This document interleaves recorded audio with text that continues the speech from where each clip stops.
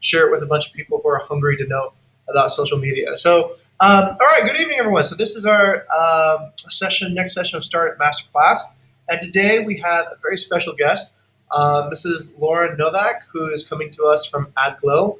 And we have Tara to thank for actually introducing Mrs. Lauren to our company. And the theme of the evening will be a discussion around social media, which is something that is, I think, very fascinating because there's a lot of good information, but there's a lot of disinformation I find about not just within social media, but also about how to manage social media.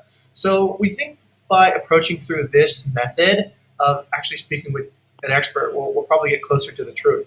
So let me introduce some of my team, Mrs. Lauren. So we got Tara here. She's interning on our marketing and on our business intelligence team. Vinny is one of our data scientists, also on business intelligence.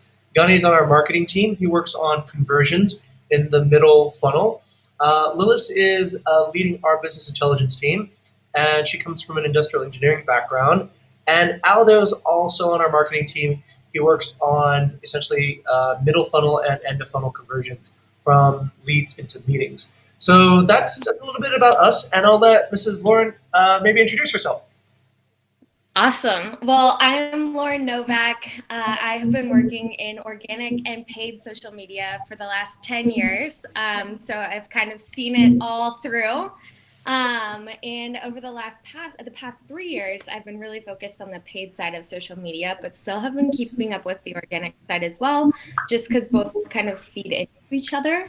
And before I worked at AdGlow, I actually worked at an advertising agency in Cincinnati, Ohio, which seems like probably a small city to you guys. You guys maybe have not even heard of it. But it is, I know, it's a small, like Ohio, a lot of people don't know Midwest.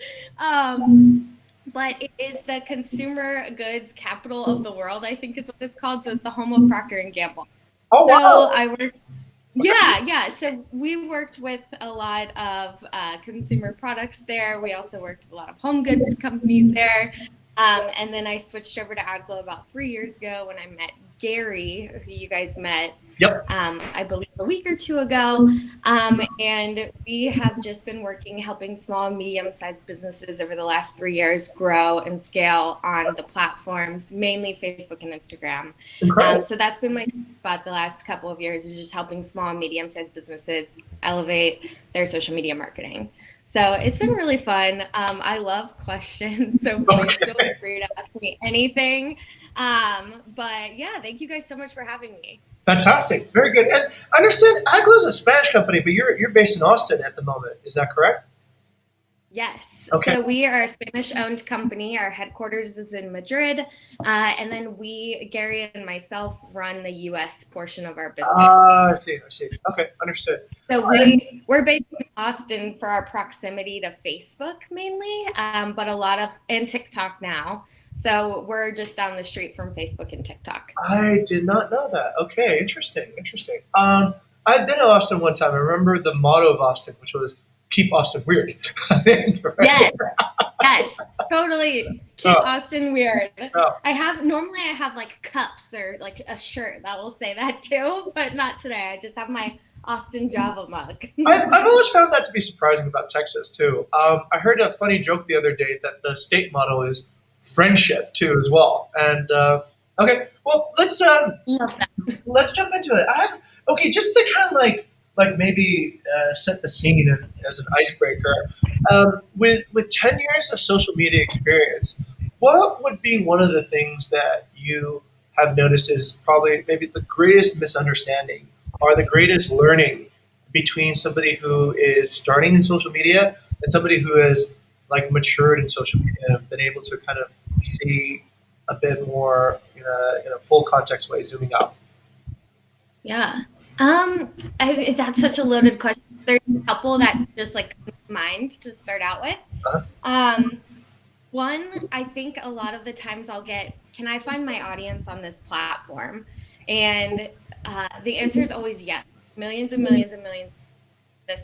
Each platform, Instagram, TikTok, Twitter, whatever it may be, everyone's using every piece of technology. So I think it's important to like not pull yourself into one platform if you think that your audience might not be there, because there's definitely enough people to reach on every platform across the board.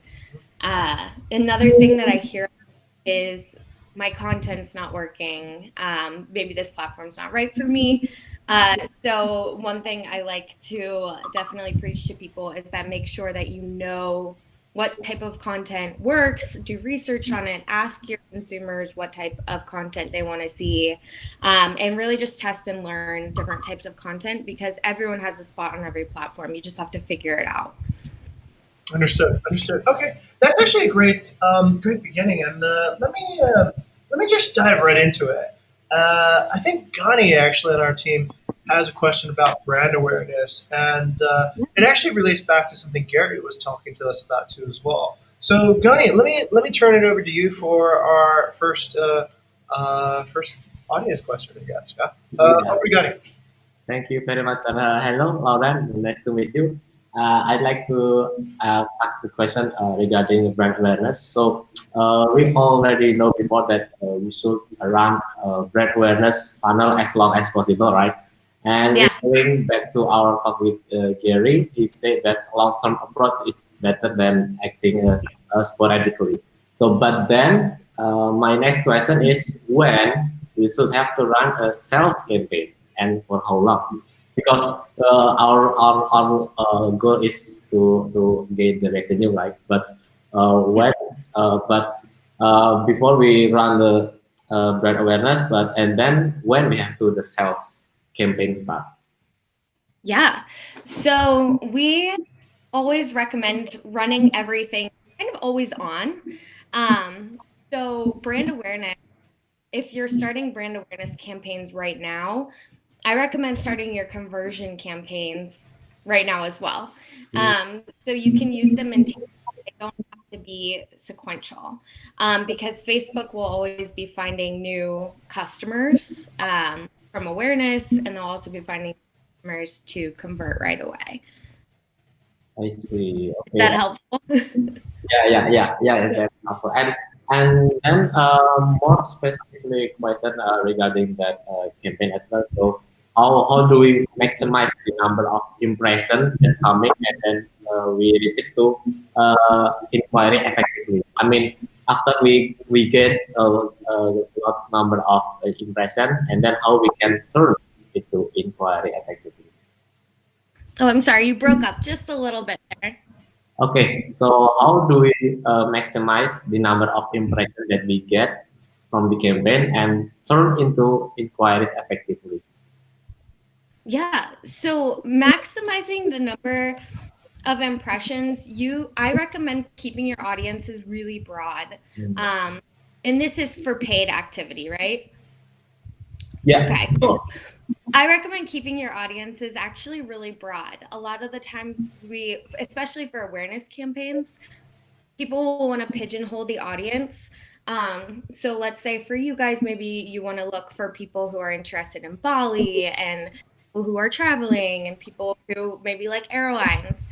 I actually at the upper funnel, I recommend just keeping it super broad. So doing maybe adults 18 to 30, specific regions that you know are likely to travel to Bali. And then from there, then you can get more narrow with your targeting as you get further down your funnel into your conversion campaigns. I see. Okay. Okay. Thank you, Laura. Back to you. Okay. Yeah, that's how I approach it. There's so many different strategies, but that's how I approach it. I keep it super broad. Okay. Picking up on that, I guess earlier I heard Lauren, you say that you've actually had both sides of the social media, the organic side and also the paid side. Is there kind of like what do you see as like an effective long term strategy?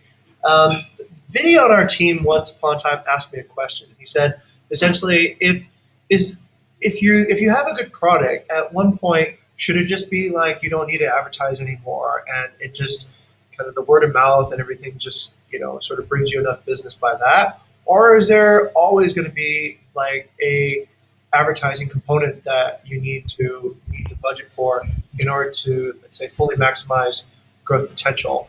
And the reason I ask this because it's like there's always this interplay between the organic result and then the paid result. And Yeah. I'm not sure if it's something to do with how the platform will eventually work, but I mean, when we pay it, we see just orders of magnitude more Yeah. traffic and everything than anything what we thought we could have gotten organically. So is like chasing like, oh, I'm just going to go 100% organic. Is that even like a viable strategy, or is it always going to be half? You know, you're going to have to spend some on ads and some on organic. Yeah. No, that's a great question. And I think people have been battling that question for many years at this point. And in my mind, I think you'll always need a paid component. Sorry, I have allergies, so I'm dribbling a little bit right now. But I think you'll always need a paid component. And I almost think the more you see success in that paid, the more you're going to want to put money into it. In my opinion, the platforms are moving much more to a paid focus. And I would say that they have been for the last like 3, 4, 5 years, because organic reach has just plummeted. But I do think it's important to focus on your organic content to an extent, because you do want to seem like a viable, successful business via your organic profile. It's also a great place for people that already know you to go and look and see maybe you have new properties or maybe you have a new service. So it's also good to keep your audience informed. But I would definitely focus on the paid side if you're looking to grow.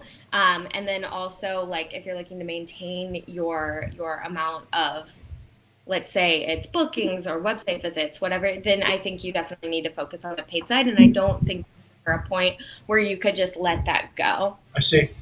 Got it. And is there back to ratios again? Is there a golden ratio of like where you should be seeing? Because a certain part of me is saying like, okay, all right, if it's like for me, advertising a little bit like fertilizer and soil, right? You don't want to necessarily be raising your crop entirely on fertilizer, right? So you should have some soil component. So the soil component in my mind is your organic, and then the fertilizer is your advertising. Organic meaning like the quality of your content, the quality of your product, quality of your service, that kind of stack. Is there sort of like what you would call a healthy ratio between? Is it like 10 to 1, like 10 times of your traffic comes from ads and 1% of it, or one part of it comes from the organic, or is it something even more crazy? Is it like 1,000 comes from ads and then 1 of it comes from organic, or like what is it? What is the I just don't even know, so I'm asking. Yeah. So it's definitely going to be different from business to business. Yeah. But I recommend that you find the ratio that your guys are comfortable with, or that any business is comfortable with. Sometimes you'll find businesses that they want to drive, 10% of their traffic from organic, and then the rest, or from influencers, and then the rest from paid. But I would definitely recommend just doing a deep dive into your traffic for your website, and then figuring out like what is your ratio. There's not a golden ratio, unfortunately, but it just depends on your goals at any given time and what you guys are comfortable with. Got it. So so I know that was a very vague answer, but it is very true, because I have some clients who will get maybe 50,000 from organic, but then we'll fuel that fire with a bunch of money from paid, and they'll maybe get 200,000 visitors paid. So it kind of just depends on what you guys are looking for at any given time. And then also just looking historically to figure out how many people are coming from organic and how many people are coming from paid. And I do that with Google UTM codes. Do you guys use those right now? Where you're adding a tag to your URL? Okay. Let me go over to Gunny for that question. Do we use UTM codes or Facebook? We use, I think, the Facebook tracking pixel right now, but UTM codes are not yet. Yeah. Okay. What's the benefit of using UTM codes? That's awesome. So with UTM codes, and I can send you guys a link as well. Okay. I use those to track all of my traffic from ads, and also from, you can use them on organic posts too. Okay. But it's so that you can see on the back end in Google Analytics, if you're using Google Analytics, Oh yeah, you can see at the campaign, you can see your campaign, ad set, actual organic content. You can see all the metrics, how many people you drove to your website, how long were they staying, and see if they visited one page and then left. And I think that's important to add those tags to the URLs, because then you can really analyze your traffic and see where you're getting your biggest bang for your buck. Is it organic or is it paid? Ah, And then you can kind of start to determine that balance. definitely. Okay, I think we have that, but just to double check, let me. I'll share my screen, and maybe you can tell me if this is what we're doing. So we definitely have our Google Analytics up, and like on a typical Okay. day, what we would track is, let's say, maybe we'll track something like the last month compared to the previous month. So we'll compare like a September with an August, and we'll maybe be a little bit more deliberate and maybe track a certain page. So all different types of categories, I guess. We got like jobs, the main homepage, but most of our work in marketing happens to be trying to acquire actually partners, people who own homes, and we take a look at like these stats, right? The page views, the unique page views, time on page, entrances, bounce rate, and such. We generally compare it from month to month, Yeah. and then we also we generally do this too as well. So we'll break down the source and medium, Yep. and that allows us to see like kind of like where the provenance or where the sort of origins of the traffic come from. This is UTM, right? Yep. Oh, okay, good. Yep. Got it. So you're totally doing it. So you're using your source, your medium. There's also campaign, content, and term that you can add, so you can break it down even further Okay. if you'd like. And you might already be doing that, but I tend to use these to look at where I should be spending my time, where I should be spending my efforts, and then I go from there. Oh, Or if I change up a strategy, I might look back at the source and the mediums, and then figure out, did my strategy work? Did my test work? Whether it was on organic or on paid. So I think that that's such a powerful tool, and sometimes it's underutilized, but it looks like you guys are using it. So I think it's just great that you guys are already tracking oh that. yeah. Well, we track it every week to sort of see where we're at. And one of the things we have noticed, and perhaps this is normal, is actually maybe this is, since we're here, we noticed that I guess it's to be expected. We do Google Ad click per. I forgot what CPC stands for, cost per click. Um, Yeah. Yep. and we see just like about 10 times more bounce on those particular ads than on the organic traffic, which I guess can be expected because organic, somebody had already expressed intent, they were searching for you, right? So Yeah. and a lot of times we spend a lot of time working on a landing page optimization to streamline that traffic. In your opinion, is this ever really a landing page optimization issue, or is this more of a source of traffic issue? Is it like we just didn't get a good audience and that's why they're bouncing away, or is it like our landing page is no good, that's why they're bouncing away? Or yeah, it's sometimes I'm like, like how do we know which Yeah. one it is, guy? Like, why is this happening? Why does my quality of traffic seem so low? Yeah. So I would recommend bounce rate in general. 60% is a good bounce rate. So your guys' bounce rates look amazing. Oh, okay, So good. Okay. yeah, so your guys' bounce rates look amazing. 60% is what we go for, was what our kind of our threshold is. Anywhere from 60 to 80 is like in good range, over 80 is bad in our mind. Oh, wow. Okay. All So right. you guys have an amazing bounce rate. So that means that your guys' is really engaging. There must be lots of buttons. I saw videos, like all of that content is really good. Okay. But when a person is coming from social or a person is coming from an advertisement, they're probably seeing your ads for the first time, Yep. and they might not know what Bukit Vista is or any company is, and they're just kind of checking it out for the first time. So they're clicking on it, they're going to your page, and maybe they'll remember it for later. so they have a much higher propensity to bounce than if it was someone who was coming. So you got it right, Jing. Like, you definitely got it right. It's people with higher intent are typing in your website, going to your website, clicking around. Right. People coming from an advertisement have less of a propensity to go to multiple pages. They're really only looking for one thing typically, and then they'll remember you later. You also have the opportunity to retarget them with your ads now that they've visited. So that's where I see like the retargeting coming into play, is you're driving a lot of more people to your website, so then you can retarget them, remind them of your company, and then push them back to your website. Got it. I'm beginning to understand this more clearly, because the way I guess I can't think of a better analogy, but maybe it's like dating.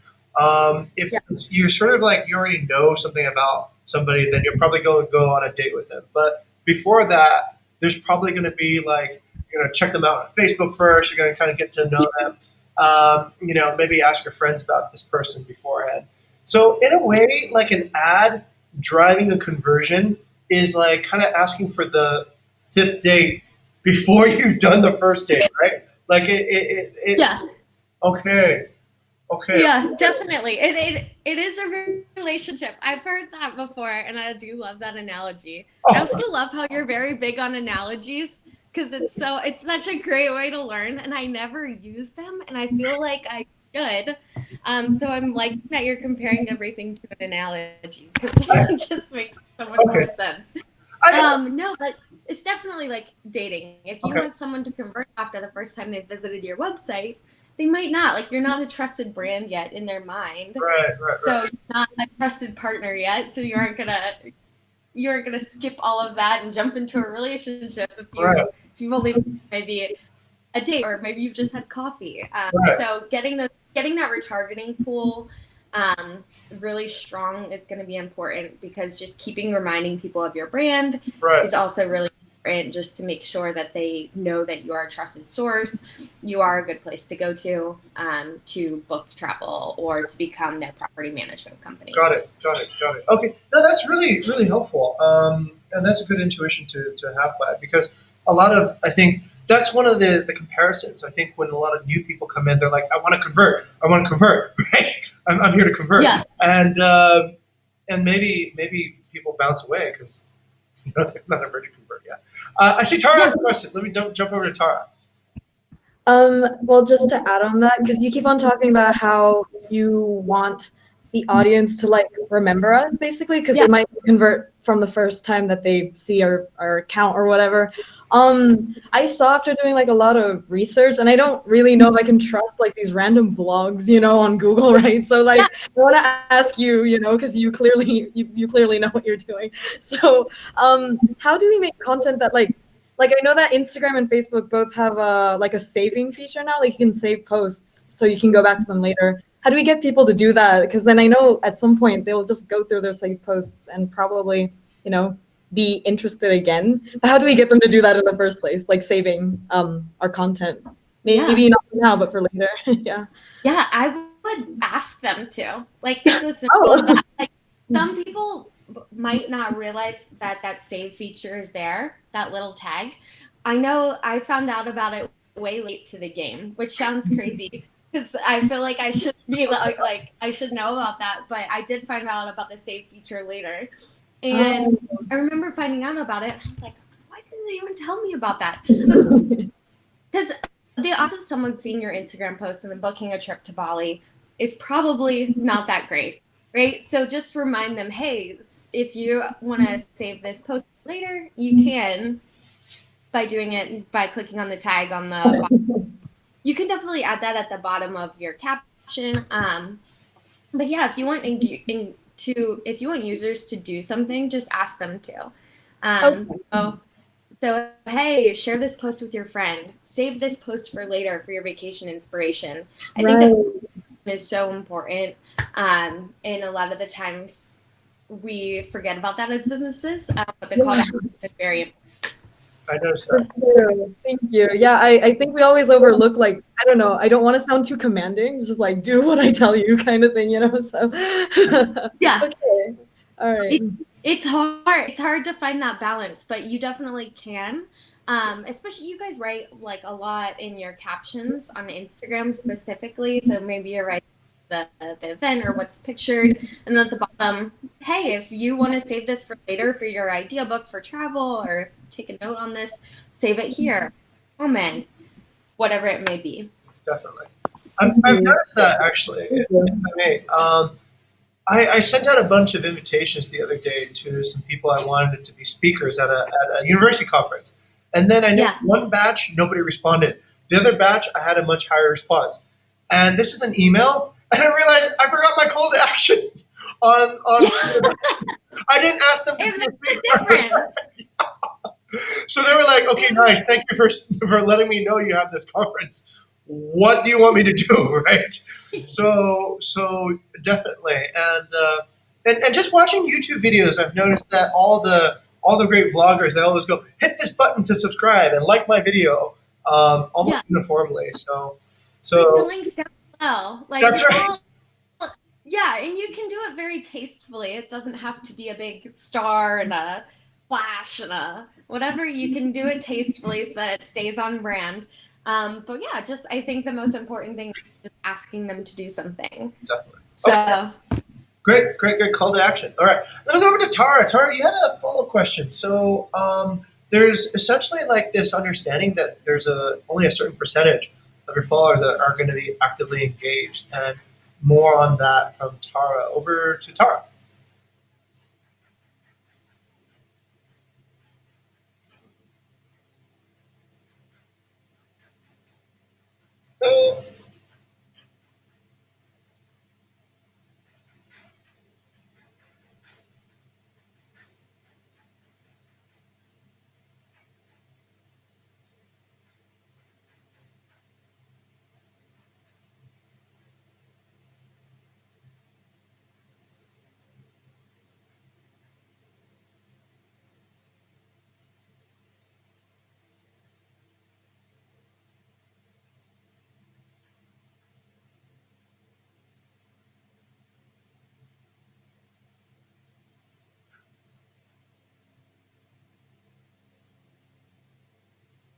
Oh no.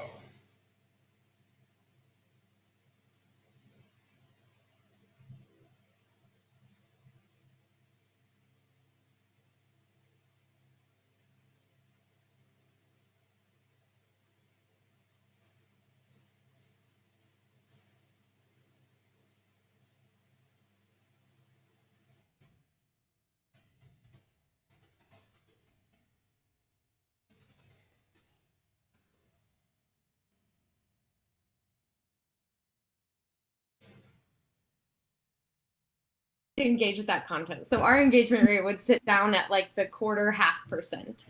But I've also worked with fashion brands where their engagement rate's a lot higher, let's say 10%.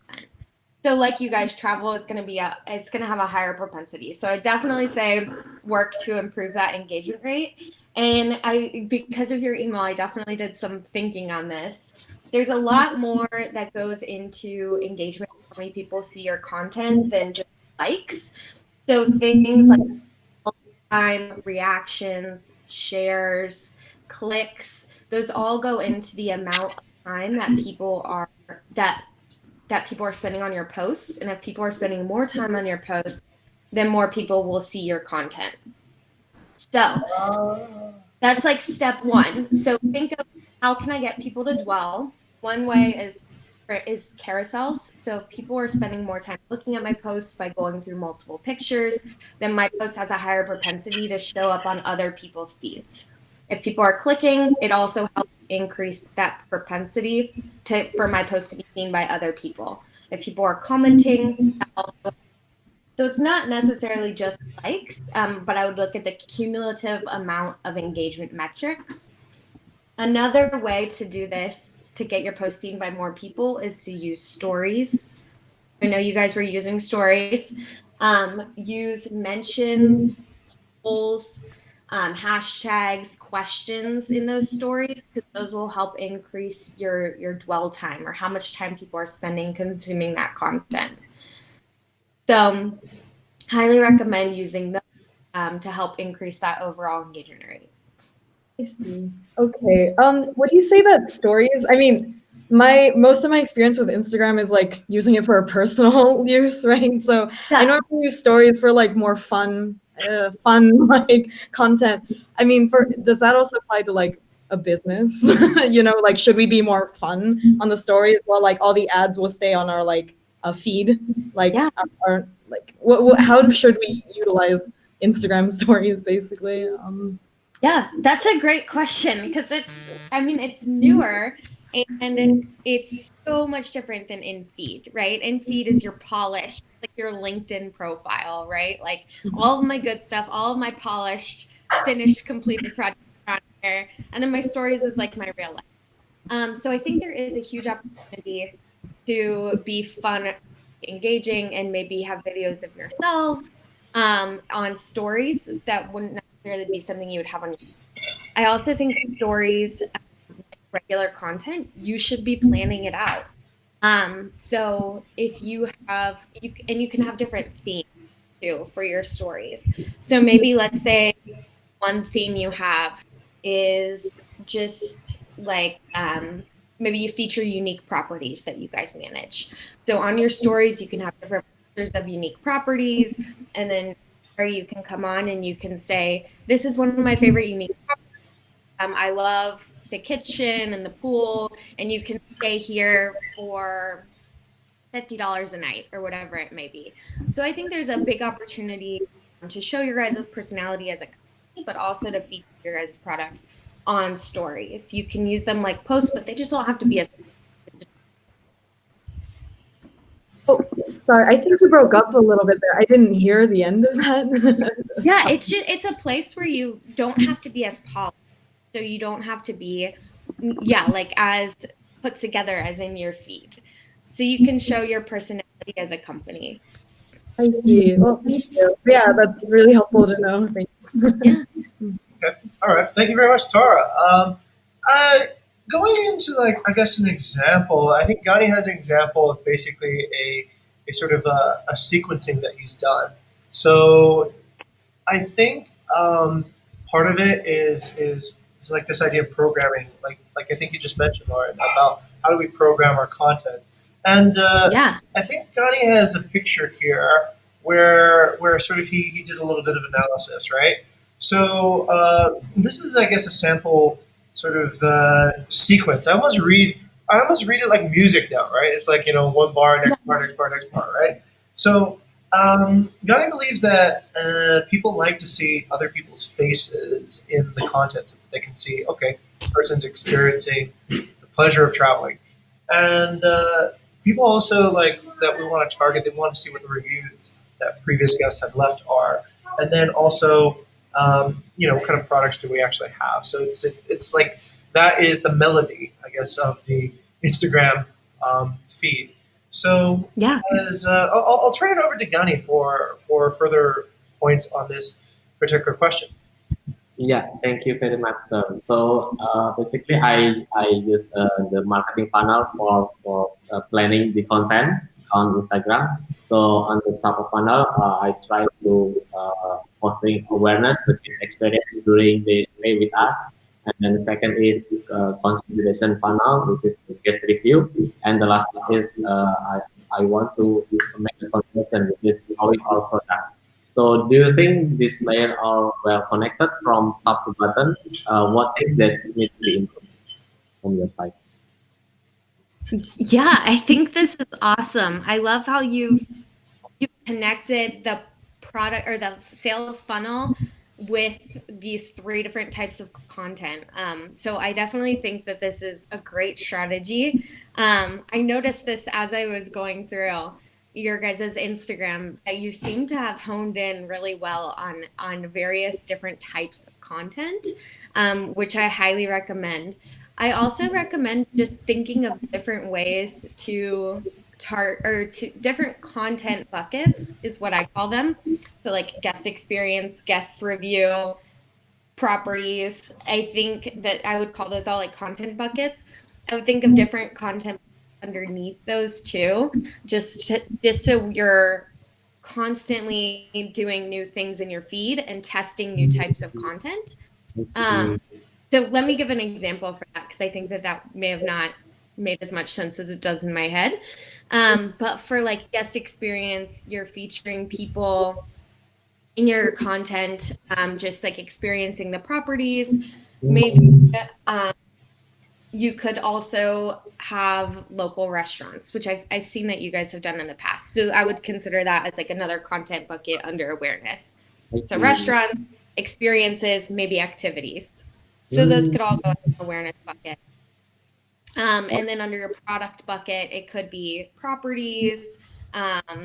You could feature maybe interior design or something else related to like the design of the properties, functionality of the properties, and then maybe like different types of vacations that you guys offer. So I think that is amazing that you guys have already like mapped content with the sales funnel. I think a lot of businesses don't do that, and they just kind of throw content out there and see what sticks. So it's super strategic the way that you guys are already doing it, and I recommend just testing different types of content in addition to what you're already testing. Superb. Okay. Okay. Yeah. I'm sure Guy feels better about that, knowing that the strategy is approved. Okay, thank you so much, Lauren, for that one. And this is actually a common sort of experience that we feel through Instagram, which is like, it feels like it's a lot of work. And when do you get to see the result? And sort of like, and I'm also thinking about like, okay, like what is the correct expectation in terms of time, money, and sort of like effort into this project? Part of me understands that this will never end, right? It's like kind of like an infinite thing anyway. But like in terms of like, let's say if this were a building, another analogy, right?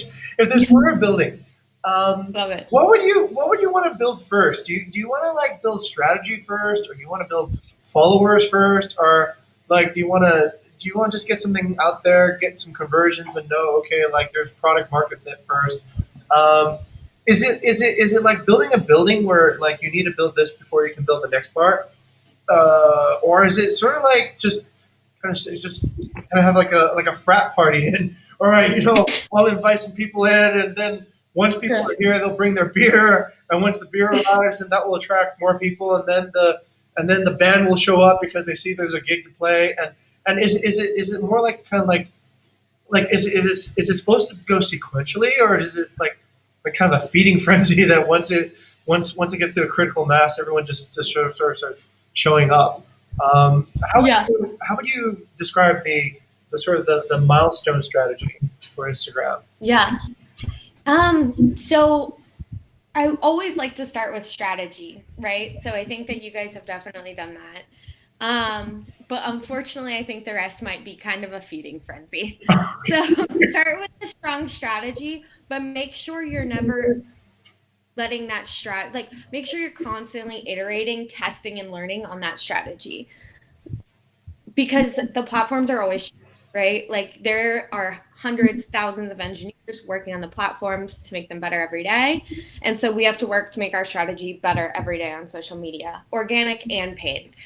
So unfortunately, it will never be to a point where we'll be able to set it and forget it, in my mind. So it's a constant home renovation. It's like you've bought a fixer-upper, and it's like project after project after project. And by the time you get done renovating, you have to start over because now everything is out of style. Right. So Right. unfortunately, yeah, it's definitely constant iterations. And to keep track of everything, and it looks like you guys are already doing this, but for any business, to keep track of everything, we use learn documents. So we'll keep track of all of our social media tests in one document so that we can look back month after month, year after year, retest and see if things work. That's another thing that a lot of people do is we tested that a year ago. We tested this type of content. We tested stories. We tested whatever it may be. It was a year ago, but you need to maybe retest to see if it's going to work now, because something may have changed in the algorithm or something may have changed platforms that you're going to need to retest. Okay. So that's kind of like inviting new friends to the party or maybe remodeling a different room. I mean, it's just a constant iteration, and we can never kind of be complacent. So I sad, but it's so true. I do get it. And the other question I want to ask was this. I mean, we've been kind of at like, actually, I feel like our Instagram has been a story of like it's like a leased building slot for like in the very beginning you have one tenant move in, and then you have another tenant move in, and then you have another tenant move in, and what I've noticed is that in the very beginning we sort of set up Instagram as just, we didn't really have a strategy. It was just, okay, we have this content, we might as well post it, right? So let's just post it. And then we were like, okay, we posted it and we started accumulating followers that were, okay, we're happy, right? We got some good vanity metrics. People like our stuff, so we keep on posting. And it wasn't until later we realized, oh my God, most of our followers actually really don't have any relationship with us at all in a business sense. They just like our photos. They're not going to be our guests. They're not going to be our employees. They're not going to be our partners, right? So then we reached this conclusion of, okay, so we basically have accumulated a large audience of people who just simply just like our pictures, but we won't have any meaningful business engagement with them. So then we were like, oh my God, do we start over? Or do we just start like kind of pouring in a lot of like people who we do want to target to dilute the population and sort of like get a higher density? So we tried that.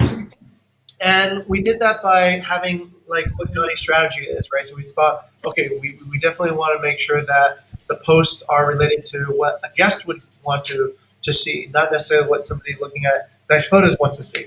So then we noticed that there was sort of there was a drop in the number of followers, and then there was a rise again.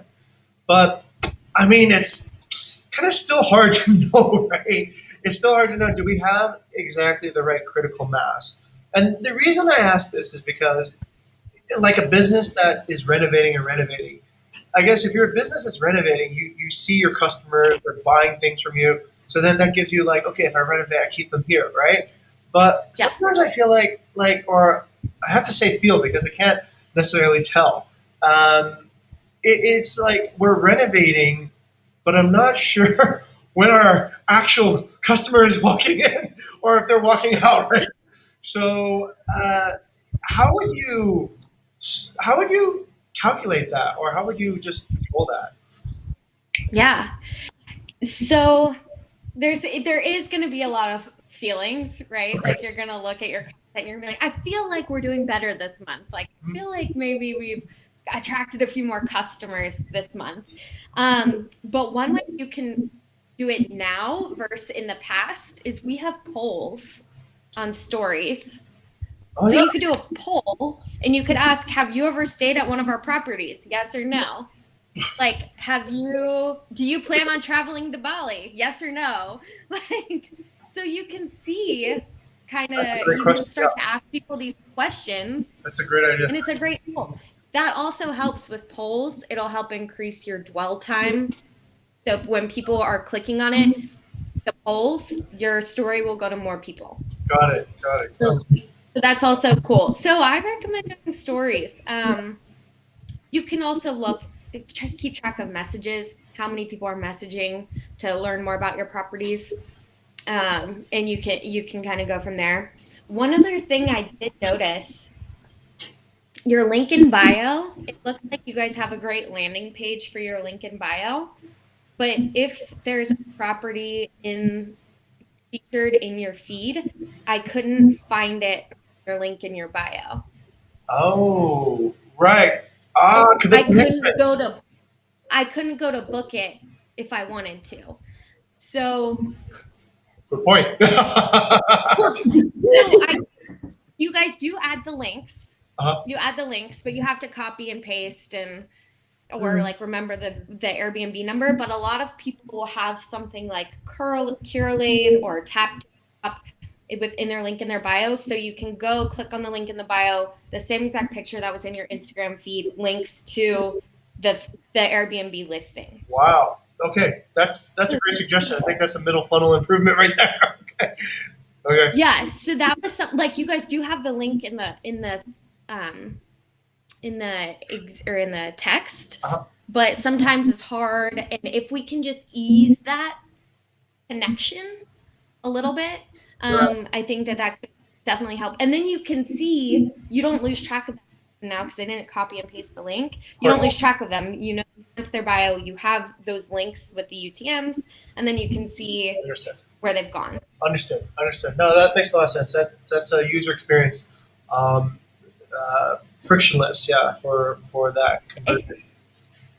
It takes out a little bit of friction, which I think is really important in general.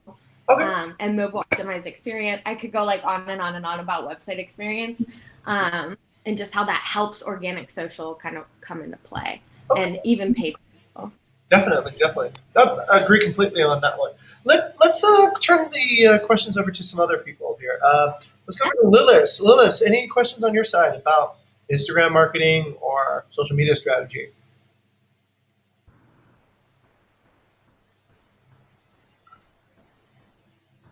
Okay, maybe Lilith is there or not there. How about Aldo? Aldo, any questions on your side? Yeah, I actually have questions, but I don't think it's really connected to social media. So I'd like to go back to analytics talks. So Yeah. yeah, so when we're seeing like Google Analytics, there's so much data, there's so much number that we have, right? So the problem is we don't really know which data that we need to focus on. And for example, we have two source of audience. We have source A and source B. So the source A is the number is decreasing, and the source B number is increasing. So what do you think we need to optimize? Do you think we need to optimize things like when the numbers is decreasing, we need to optimize, or when we have this number increasing, do we need to optimize it rather than the decreasing number? That's a good question. Yeah, like which do you focus on? Do you focus on trying to help that decreasing number or that increasing number? Yeah, that's the question. Yeah, I think focus on the increasing number. And like there's always going to be more people to find. And so I think it's easier and maybe has greater business outcomes if you're focusing on the people that are already coming and already interested versus the people that you're trying to convince to be more interested in something. Wow. I hope that helps. So and I'd also recommend coming up with one North Star, or in your guys' case, it might be two North Stars of metrics. So everything from organic to paid social media to whatever it may be, all focuses on the two end goals, which is getting property owners and getting vacationers to use your website, and just measure everything to that. I mean, that is what I like to do with my clients, because a lot of the times they'll be frustrated that maybe bounce rate is all over the place, or we're seeing less people to the website, but we're booking the same amount of people. So why does it matter if less people are coming to the website if they have a higher propensity or to purchase? So if I can drive 1,000 people to the website,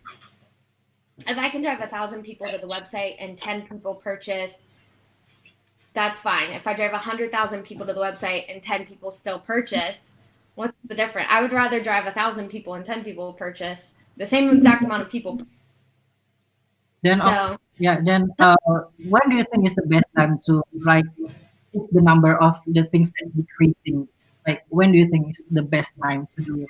The best time? When you have time. Okay. You decrease the bandwidth. So you decrease the bandwidth with things that currently didn't work. Yeah. Okay. Yeah. I would say when you have time or when you can get to it. Do you have a specific example of something that like some number that is decreasing and one that's increasing, or can you just like an example? Mine is not. I don't really have, because when the one that's focusing on data itself is Mas Gani, and also from the BI team. So just something that pops up in my mind. Yeah. Okay. I would just say when you have time or when you have an idea to fix it. Like sometimes we don't know how to fix stuff. I don't know how to fix stuff all the time. So when I think of how to do it, then I'll try it. Okay, thank you, Lauren. That was a great question. It was actually, Aldo, because a lot of times when we see as a team, when we see something going down, we feel we need to rush over there to get it back up again. Yeah. But actually, you should just go to the thing that's working and double down on that rather than change things. Aldo, I think we kind of have that now with campaign strategy, right? We upgrade, downgrade campaigns based on what we see as effective output. So effective campaigns get more of our time and our budget and less kind of get pushed down. So, okay, cool. Let's go over next to Vidi. Vidi, any questions on your side so far that you've seen? Thank you, sir. So, Lauren, my question is related to experimentation, right? In digital marketing, I feel like there are a lot of experiments going on. Let's say you do A/B testing and using multi-variables in a sense. But using multi-variables is somewhat a problem because sometimes you just can't track where the North Star movement is coming from, basically, right? So maybe you increase the sales, but you have three experiments with three different variables going on. How do you? Is there a way to uh, is there like always a way to track the funnel from the top to bottom cleanly, or we should just stick to one variable at a time? Because do we have different chapters working on different, for example, like different things, for example, and sometimes we just get lost in the numbers. Where is the source of this output? Yeah. Thank you. That's a great question. And it's so important to focus on just one item at a time. So I recommend just making a list of all the tests you want to run and literally going down the list one by one by one. And tests don't have to be long either. I think a lot of times clients will ask us, can we run this test for a month? You don't need to run a test for a month. You can run it for a couple of days and then move on to your next test. And then move on to your, but yeah, when you muddy the water or where you have too many tests going on at once, then you don't know what's working, not working. So I recommend just doing one at a time and being patient. I see. Yeah, because lately we have this concept, or we learn about the concept of lag time. So sometimes some platform requires longer feedback cycle. Basically, we apply one thing. Sometimes in one platform, we can directly see the impact within few days, and sometimes I believe Gary told us about like the Instagram lag time is about 28 days, for example. So when dealing with something related to sales, for example, there's always a trade-off between accuracy and also time, right? Because we will want to get those demand as soon as possible. So how do you actually measure this lag time? What the duration of the experiment? What's the suitable duration? Yeah. So when do you guys use like Facebook analytics too? Yes, Facebook analytics, Google analytics. So you can change that window from 28 days to 1 day, and you can easily measure your success rate on those with a 1 day metric. But you can also go back and look at it after 28 days. But that doesn't mean your test has to be for 28 days, just because the lag time, because you have that data from that lag time for 28 days, doesn't mean that you have to run it that long, because Facebook will only attribute the event to the time that it occurred. So, for example, if you ran a test, let's say you were testing a video on Facebook to get reservations. You ran that test for 7 days. If someone saw the video and then booked 28 days later, it would still get attributed back to that video, even if you've moved on from that. So after 28 days after a test, you can go back, you can pull the numbers so that you can see if how the test actually performed after a 28-day maturity window, but your test does not have to be 28 days. Okay. If I may, Vidi, did you have a follow-up to that question, or? Oh yeah, actually, my follow-up question is on regarding the talk about leaving it on for longer, because the machine learning will start to like learn regarding the target audiences, as opposed to like leaving a short a window for the machine learning to actually it doesn't have enough time to learn basically. Yeah. Yeah. So keeping campaigns on is going to be really, really helpful. We recommend like always on campaigns, that your algorithm or your machine learning is constantly learning. But that doesn't mean you cannot test within that. So I think it's important to kind of balance those. Keep your campaigns always on, and then you can have testing campaigns too. I see.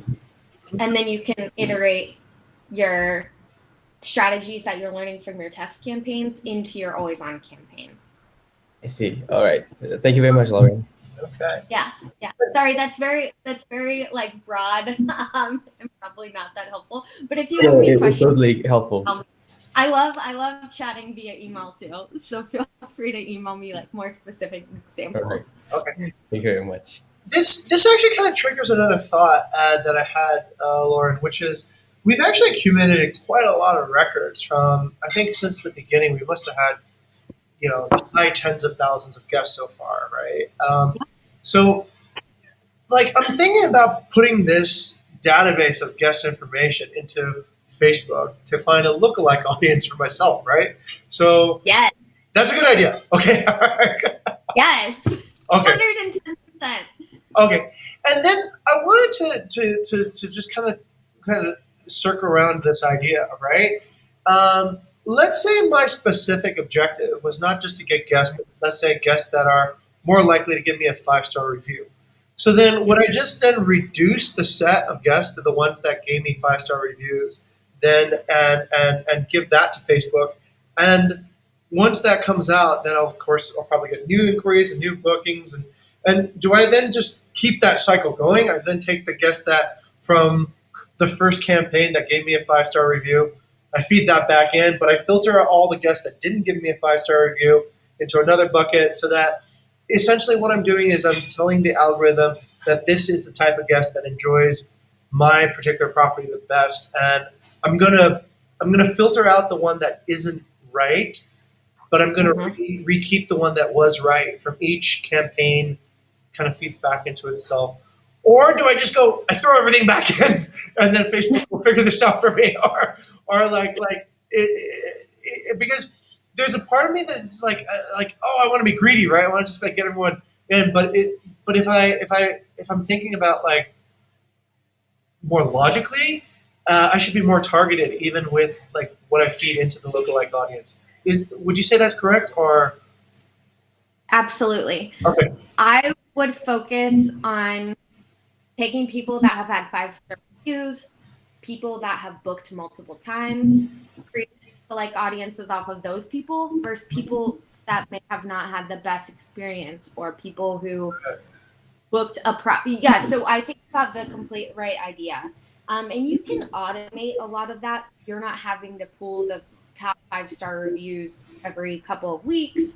You can definitely automate that process. Okay. And then that will feed into the algorithm, which will help find more qualified customers. Okay. Another thing with travel that I've thought about is you can bucket out your audiences for your lookalike audiences into like high value properties. So people high value properties. Right. Target like at the higher values, and people maybe who have booked more like hostel type properties, and then you can find lookalike audiences off of those two different types. Oh, right. Don't throw everybody into one bucket. Try to segment. Yes. Okay. Yeah, and you can test. So I would test your 5-star reviews, see if you can get more people. Test your higher end customer. Test your more budget traveler. So I think that there's lots of opportunities to use your data that you already have, because you have thousands and thousands and thousands of customers, to find more customers to book your property. Got it. Okay. All right. That's really, really insightful. Yeah. On the other side, right? So on the partner side, we probably have only a few hundred contacts, and that leads me to the other question, which is, what is a good enough lookalike audience? How many members do you need? Do you need like do you need a few thousand to get this thing started, or it's like two okay, or what's a beginning initial size to sort of Yeah. get the ball rolling? So there is a minimum number of contacts you have to have. Okay. I do not know that current number, but it's in like the hundreds. It's not, you don't need thousands and thousands of people to create a lookalike audience. Okay. So good news. So you can definitely do that right now with your current customer size. I have to look that up because it changes and I cannot remember what it is right now. Okay. But I recommend definitely doing that. And I saw that you guys had like that great video about COVID and like restart business after COVID. Yeah. And you could easily put out an ad with that if you don't already have it to target property owners. Because I think that that's a great opportunity. Okay. So you can do lookalike audiences of your current property owners. You could also target people of a certain socioeconomic status in certain areas that you know are more likely to have properties. That's right. You could also target people who are interested in property management, vacation rentals, whatever it may be. Okay. Yeah. Excellent. Let's go over to Lilith again for maybe final remarks or conclusion. So over to you, Lilith. Thank you, sir. Hello, Lauren. So my name is Lily. So actually, I have some question, but maybe only one that I would like to address. Two. First one is, have you ever used influencer to increase your engagement of your social media? And the second one is, after talk about awareness and the conversion to engagement, and after we get engagement, actually for me that's the hardest part because it is part where we can convert or not convert, right? I mean, convert means they do transaction or not with us. So perhaps if you have the whole experience of the funnel until advocacy, you can share something with us. Thank you very much. Absolutely. So let's start with the second question. So I feel like that is very pertinent to kind of everything else we've been talking about. I recommend running ads to people who have already engaged with your content if you are not doing that already. So you can create audiences off of people who have engaged with your content to get them to book. So I think that that's a good place to start to finish out that sales funnel. And then for influencers, I think it's a great opportunity for you guys with travel to work with influencers. And I have done influencer work in the past. And it does definitely increase your followership, increase your engagement by working with influencers. And it also increases your reach. And I think to influencers, they don't necessarily have to have a huge following. But it just depends on their content, right? Like, so you can reuse their content. I think that's almost as important as them posting their content on your guys' behalf as well. I think it's like, it kind of tosses up. So I highly recommend trying to like, see if you have any influence, anyone who has a following that stayed with you guys, see if you can come up with some partnership. There's so many different ways to work with influencers, but I think it's really beneficial in the long run. Okay. Right. Yeah, we haven't tried that basically. I guess. Yeah. Not a lot of influencers come to Bali these days, though.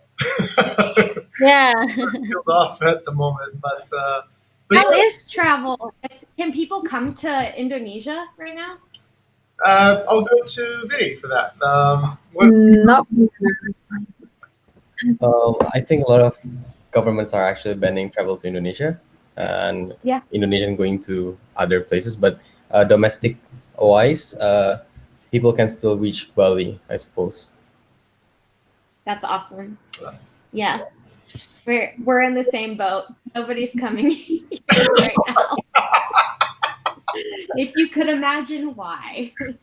But at least you could drive to Austin from from different places. So, actually, it's a long drive. I remember driving to Austin. That was like You drove here? I drove from San Francisco all the way across the country, eventually to Key West, right? So that was like, but Texas was the longest part. Texas was like, yeah, I just remember, I don't think I could do it again. Texas took like a whole day, like literally 24 hours to drive across. It was just massive.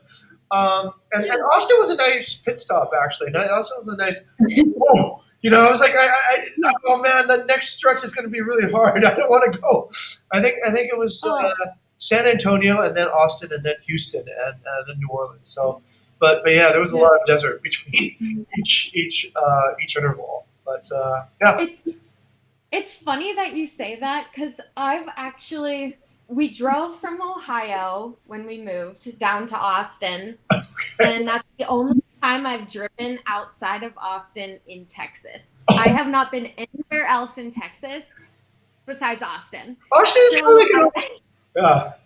I've lived here for 3.5 years, and I refuse to drive anywhere because we're 8 hours from anything in a car. And I'm like, you guys, I remember when I was in Bali for my honeymoon. Oh my God! I didn't know that. Okay.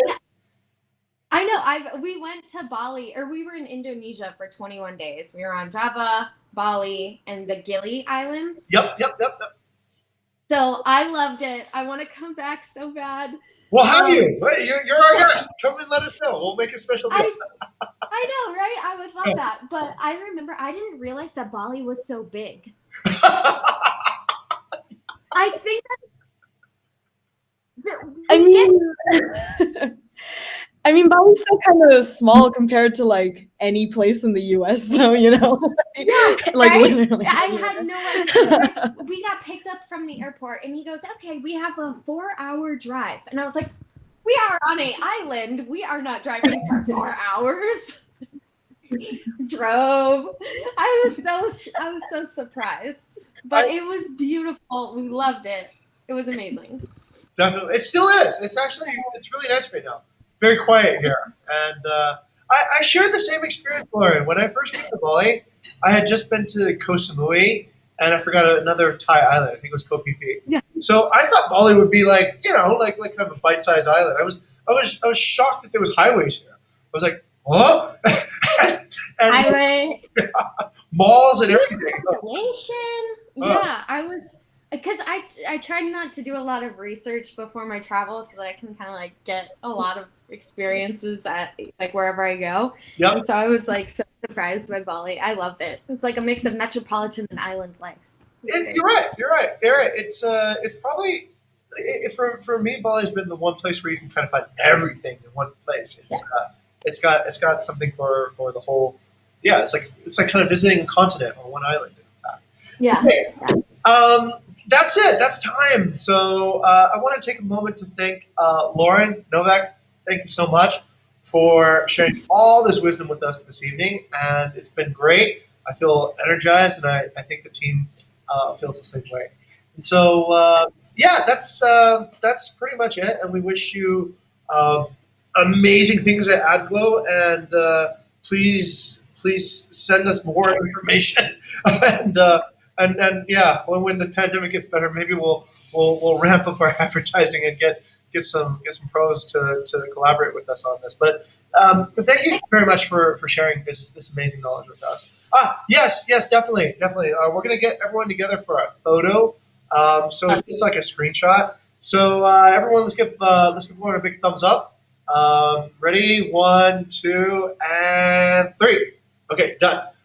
All right. Love it. Great. This has been so awesome. Thank you guys so much